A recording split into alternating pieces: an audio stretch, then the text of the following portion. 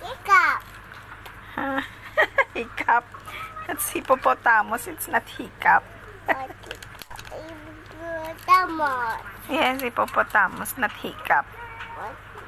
Hippopotamus. In the book, there's a hippo who has a hiccup.